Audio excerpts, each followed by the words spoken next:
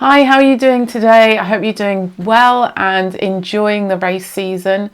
One thing that I have noticed when we come into race season and as we're coming up to key events is quite a few of my athletes ask me about advice they've heard online or that they've seen or that someone else has told them. So at this point in time near your races, it's really important to stay focused and make your decisions about how you're going to race and then stick to those decisions. I see quite often people going into races and making last minute decisions and last minute changes to their plan or what they're going to do on that day, even though everything's been working quite well up to there. Then sometimes people make these decisions at the last minute to do something different.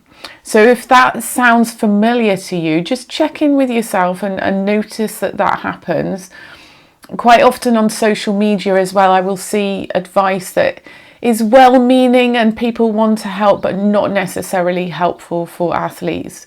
So when I was training to qualify for Kona, I actually went off Facebook altogether because some of the things on there I could feel every time I went on and I saw something, it would create a panic state in my head or it would create some fear or anxiety around things. So I just stopped going on altogether because I knew it wasn't helping me. It was making me feel upset and anxious. So if you notice that that's happening, that is an option. You can just eliminate that altogether. And I think that's really useful for people to do for a little while anyway, is to get off our social media and stop comparing ourselves to other people. So if you notice that's something that triggers you, then take it out. That is one of the reasons that I set up our group coaching. Our team was so that people can get the best information that they need and also just have it coming from one source, because when we've got this information coming from all different sources, there are many different ways of doing things. And some of them work, some of them don't, some of them work for you, some of them don't. So if you're trying to take on all this information and process it, then it can get really confusing.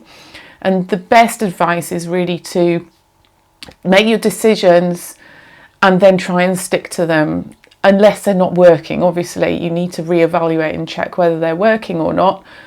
But when you've made that plan, you've decided this is the best course of action, try not to get distracted by other people's opinions and other people's ideas, because it can be really damaging. It's happened to me before and it happens to my athletes all the time, that they have this information and then they get stressed and worried about it. So as far as you can, that comes with building your confidence up, that you know you've got the right advice and the right plan in place. If you can believe in that and try and tune out the other distractions, that's really going to help you on race day.